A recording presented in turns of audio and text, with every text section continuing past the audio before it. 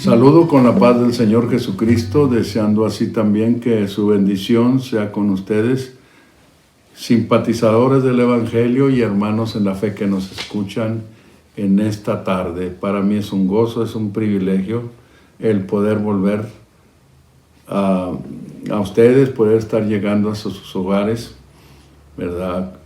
Con esta programación. Deseo hacer una breve oración para luego entrar en la enseñanza. Bendito Dios y Padre nuestro, Señor Jesucristo, venimos ante ti, Señor, en esta tarde para darte gracias infinitas por todo lo que nos das, lo que tú nos concedes, Señor. Muchas gracias. Te pedimos tu dirección, tu guianza en todo lo que habremos de tocar, Señor, que seas tú el que pongas palabras en mis labios, que lleguen al corazón de los que escuchan, mis hermanos en la fe, y los simpatizadores del Evangelio que hayan de escuchar, en el nombre de Jesucristo. Amén, amén. Vamos a continuar con lo que estábamos hablando la ocasión anterior. La primera carta del apóstol Pedro, el capítulo 4. Voy una vez más a releerlo, hermano Saúl. Mas el fin de todas las cosas se acerca. Sed pues templados y velad en oración. Y sobre todo tened entre vosotros ferviente caridad, porque la caridad cubrirá multitud de pecados. Hospedaos los unos a los otros sin murmuraciones. Cada uno según el don que ha recibido, administrelo a los otros como buenos dispensadores de las diferentes gracias de Dios. Si alguno habla, hable conforme a las palabras de Dios. Si alguno ministra, ministre conforme a la virtud que Dios suministra, para que en todas cosas sea Dios glorificado por Jesucristo, al cual es gloria e imperio para siempre jamás. Amén. La ocasión anterior, ¿verdad?, nos ocupó la primera parte. Estuvimos hablando, ¿verdad?, del fin. ¿Cuál es el fin? ¿A qué fin se refiere el apóstol? Sacamos en cuenta, dijimos que al fin de la era de la gracia, al fin de la dispensación de la gracia, a eso se está refiriendo, porque inclusive, mire, cuando leemos en el Evangelio según Mateo, el Evangelio que nos narra el evangelista Mateo, dice el capítulo 24, dice estas palabras. Capítulo 24, el Evangelio, el verso, ¿dónde estamos? 14. El verso 14. Y será predicado este Evangelio del reino en todo el mundo, por testimonio a todos los gentiles, y entonces vendrá el fin.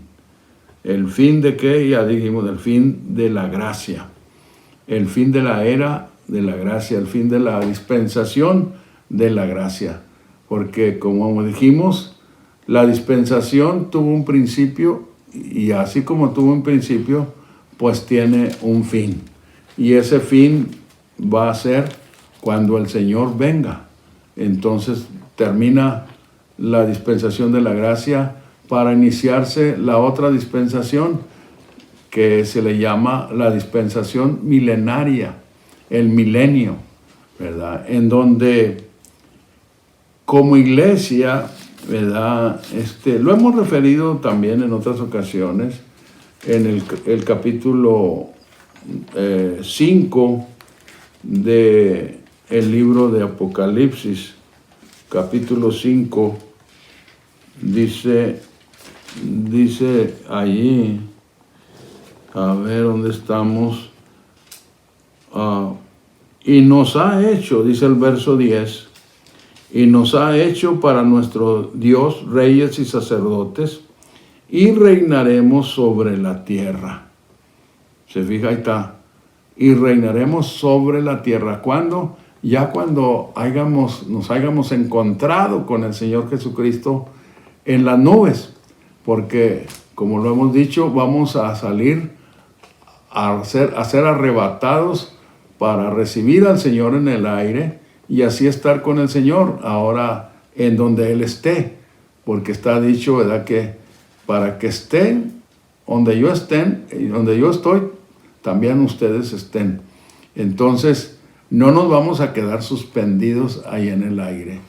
El Señor viene a esta tierra cumpliendo su promesa que iba de regresar. La iglesia vamos a salir a ser arrebatados, a encontrarlo, a recibirlo en el aire para venirnos con Él. Y al unirnos con el Señor, hermano Saúl, allí se efectúa lo que se habla de las bodas, la boda. Y hemos dicho para esto, ¿verdad? Cuando el Señor estuvo con sus discípulos, el capítulo 2, si no estoy equivocado, de Marcos, búsquelo por allí, dice que le dijeron al Señor, ¿por qué los discípulos de Juan y los fariseos ayunan y tus discípulos no ayunan? Dijo el Señor, no pueden ayunar los que están de boda. ¿Y la boda? ¿Cuál era la boda? La presencia corporal del Señor. Y es lo que va a ser la boda de la iglesia con el Señor, la reunión, la unión con el Señor, cuando seamos arrebatados y vamos a encontrar al Señor en el aire. Lo que ha pasado para mí, hermano Saúl, sigo diciendo, lo que ha hecho mal es las malversiones de la Biblia, ¿verdad? Hemos dicho que la versión 60 es donde comienza la Biblia a malversarse, porque fue la primera, bueno, después de la versión antigua, ¿verdad? La versión antigua, yo tengo esta versión y es la versión porque no nomás ha sido revisada una vez, ¿verdad? Aquí en el capítulo, no es el capítulo, aquí al entrar, dice, ¿verdad? Dice, antigua versión de Casidoro de Reina, 1569, revisada por Cipriano de Valera, 1602, costejada posteriormente con diversas traducciones y con los textos hebreo y griego.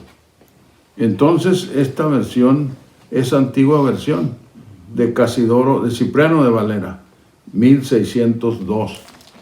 Y luego viene, ¿verdad?, la revisión de esta versión se hizo en el 1960. Y esa 60, yo he dicho que los que hicieron esa revisión eran personas seguramente educadas, ¿verdad?, en las letras y en todo eso, historia, no sé, pero deben de haber tenido alguna calificación para hacer el trabajo.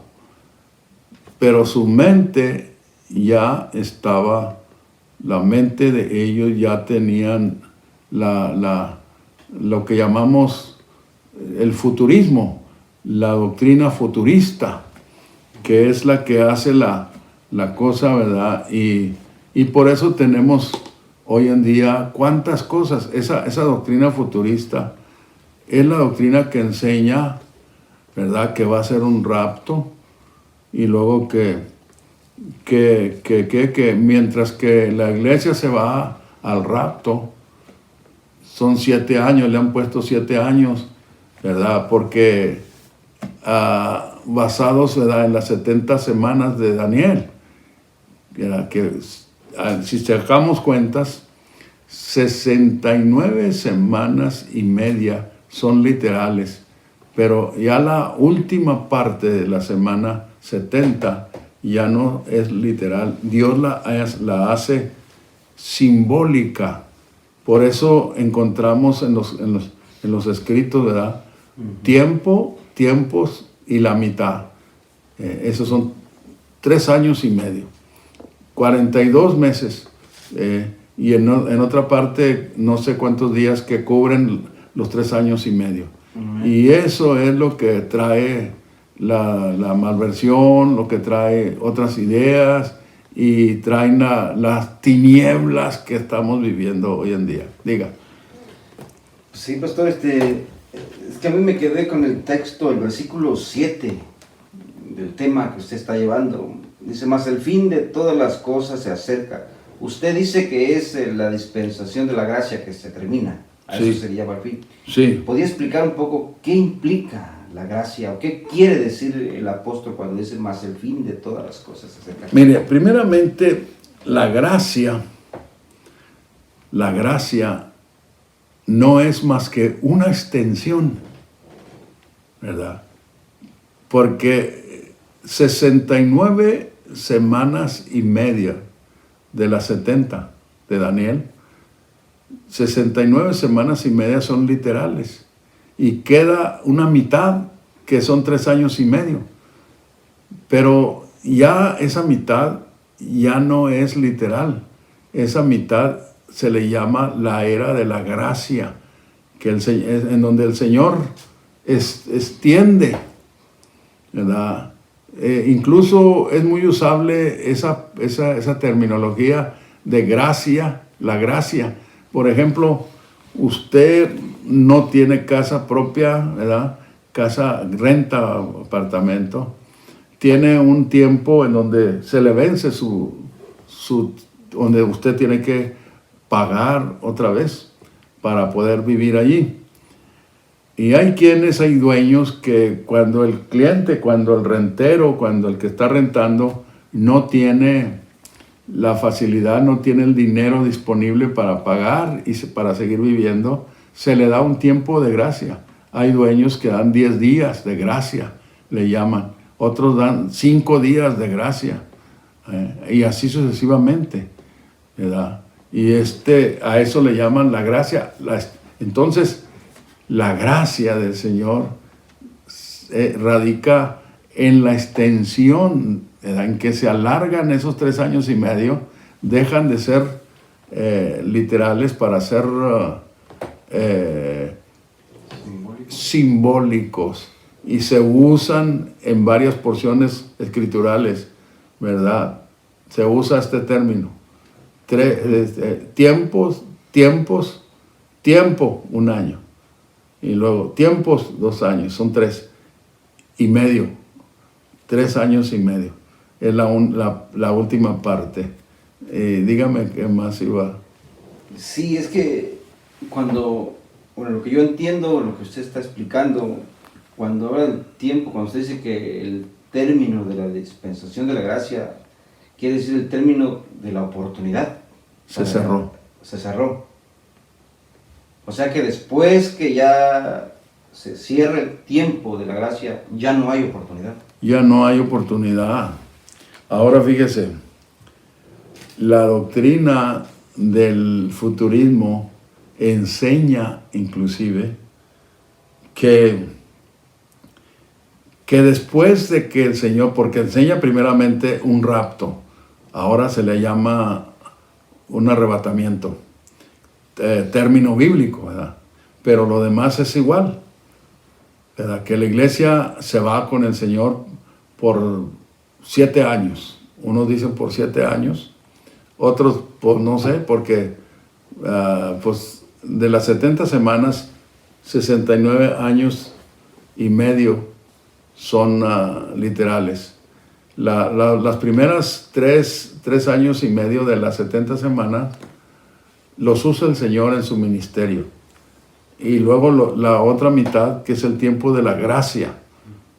Entonces se extiende el tiempo, deja de ser tiempo, sino que se usa, ¿verdad?, como simbolismo, simboliza la gracia, que consiste en que el Señor alarga el tiempo. ¿Para qué? Para que entren los más que quieren a la salvación, ¿verdad? Ahora, ¿qué más íbamos a decir? En eso consiste, ¿verdad?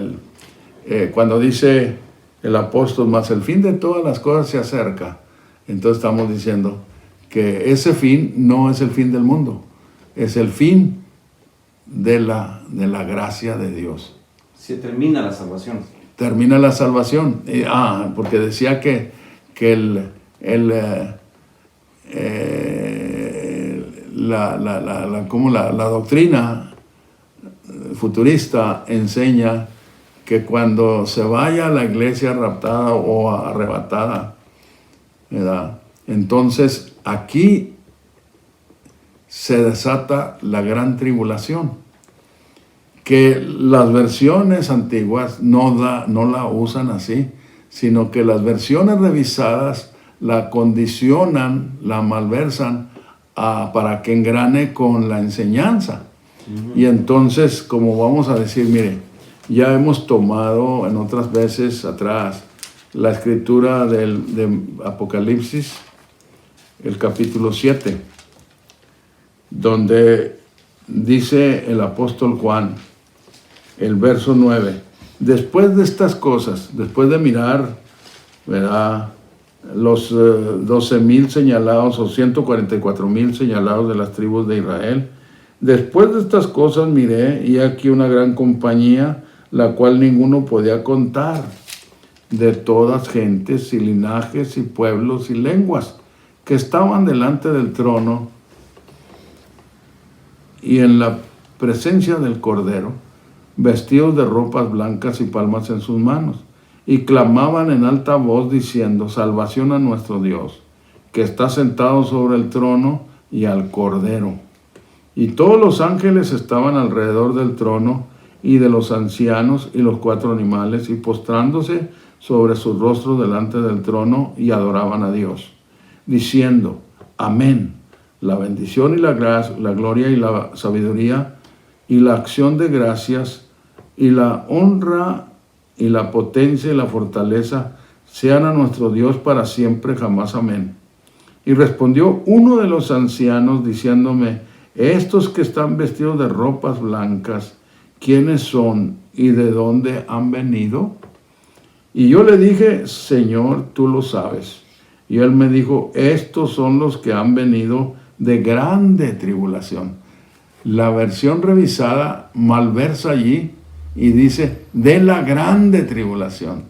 Porque se enseña que después de que la iglesia se vaya, entonces los que no se van, los que se quedan, entonces tienen que pagar su salvación dando sus vidas. Pero eso no lo dice la Escritura. Ahora, ya para eso, ¿verdad?, para darle lugar a esa manera de entender, pues la malversan allí y le dicen de la grande tribulación. Le ponen una palabra allí, 2 letras, ¿verdad? ¿Dónde estamos allí? 14. Estos son los que han venido de grande, y la versión revisada dice de la grande tribulación.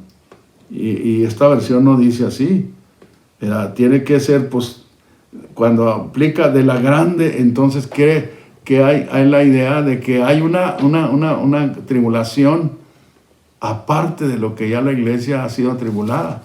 Porque la iglesia, al hablar de tribulación, la iglesia es atribulada desde sus principios.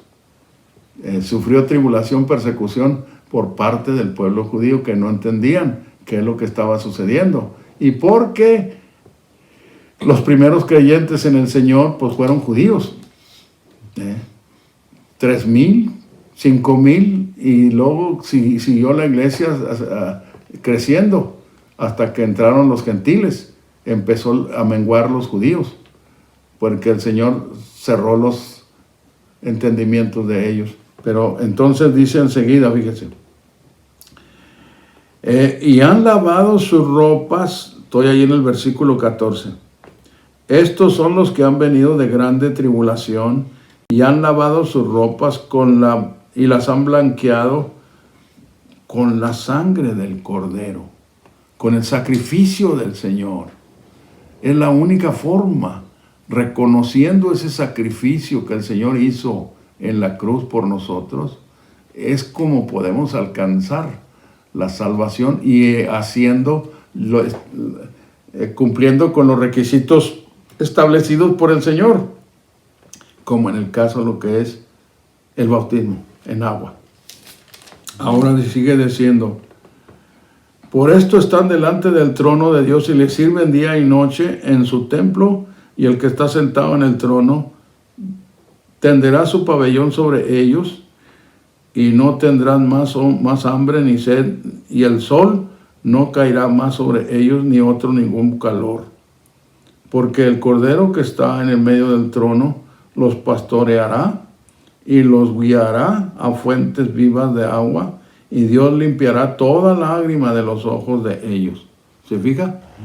Ahora, la idea, ¿verdad? Todo esto tiene que hacerse malversado para que encaje la enseñanza futurista, la falsa enseñanza futurista, que enseña también antes, en el capítulo 4 de este libro, que ahí es el rapto, ¿verdad? Cuando se le dice a Juan: sube acá y yo te enseñaré las cosas que han de suceder después de estas. Y Juan dijo: y yo fui en espíritu, porque el sube acá no es a la iglesia, es a Juan en exclusivo. Pero se ha enseñado, y el cristianismo, por falta de detención para considerar las cosas como son, se han comido, como se dice vulgarmente, esa pastilla, que ahí está el rapto. Ahora, ya cuando el cristiano tiene en su mente esa mala versión, pues le quita importancia para escudriñar las cosas que dice enseguida, ¿me entiende? Las cosas que están ahora. No es la única versión revisada, no es la única parte de la versión malversada, en donde está la malversión. Aquí hay una cosa muy, muy mínima, pero que no deja de hacer daño, porque dice en la versión revisada: estos son los que han venido de la grande tribulación, porque se fabrica una grande tribulación para los que hay, para el pueblo de Israel y para los que hayan de haberse quedado, es lo que se dice. Ahora, pues no es así, porque estos son no otros más que la iglesia del Señor triunfante ya.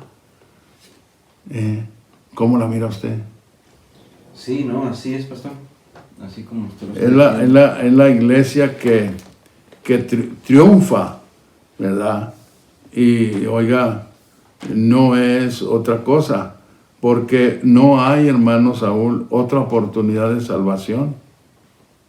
Ahorita por eso decimos, por eso insistimos, porque acabándose la gracia, se acabó la oportunidad de salvación.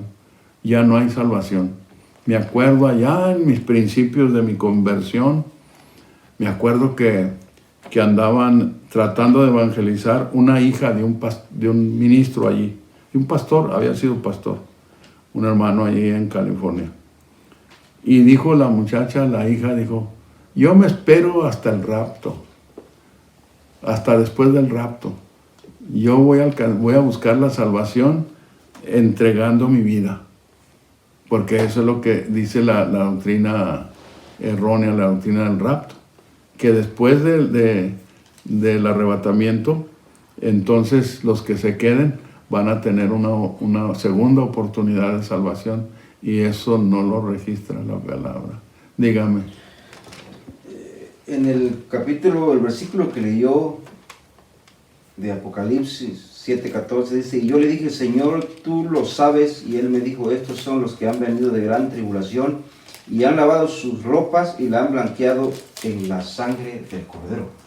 Ahí no dice que dando tu cabeza, sino no, dice que en la a sangre través de Jesucristo. En la sangre del Cordero. Pero yo no tengo ahorita una versión aquí revisada. A veces las tengo y pues me las llevo para la casa. Pero pues, si tuviera aquí la podía releer para que miren los que están oyendo ¿verdad? Lo que la revisión a la versión que me refiero, ¿verdad? Porque no es nomás esta malversión, está la del capítulo 17 del mismo libro de Apocalipsis. Ahí está el verso 8. Dice, la bestia que has visto fue y no es, y ha de subir del abismo, y ha de ir a perdición, y los moradores de la tierra, cuyos nombres no están escritos en el libro de la vida del Cordero, mejor dicho, escritos en el libro de la vida desde la fundación del mundo, se maravillarán viendo la bestia que era y no es.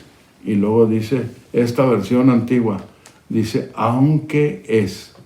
Y la versión revisada dice, y será. Un futuro. Ya eso ya es otra cosa. Cuando dice eso, ¿verdad? Que va a ser.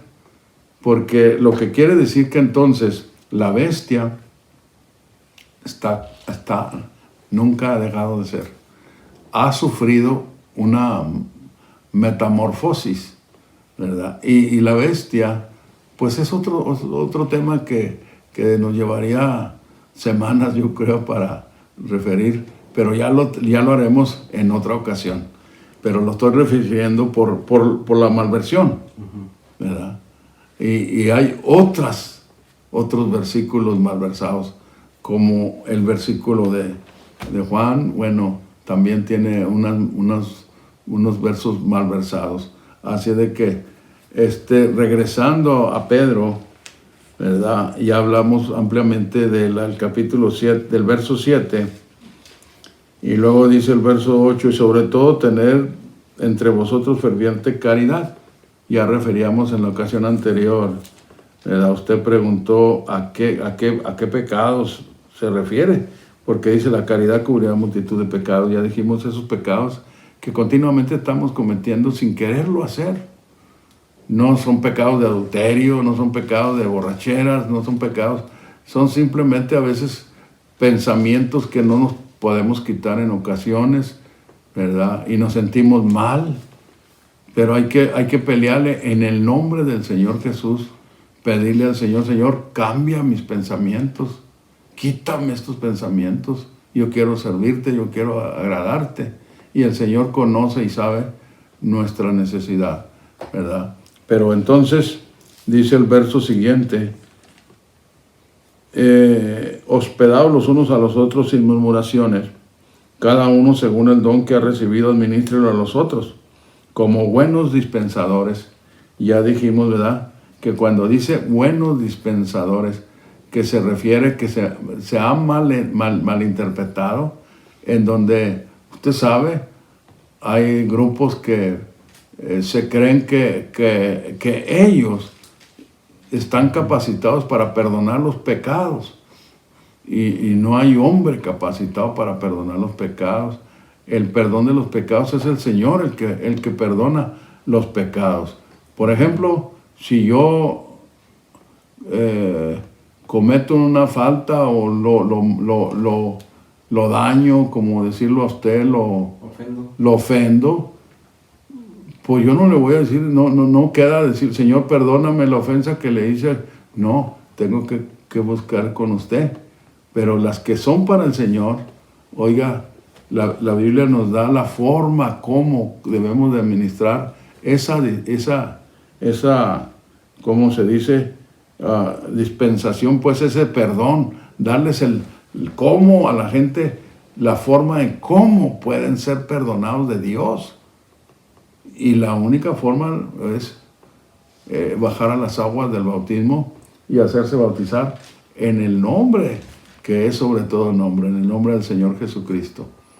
No repitiendo un mandamiento que como ya se ha dicho, que tal vez no está en los originales. Y ahora la otra cosa, dice, cada uno según el don que ha recibido, administre a los otros como buenos dispensadores de las diferentes gracias de Dios. Si alguno habla, hable conforme a las palabras de Dios. Si alguno,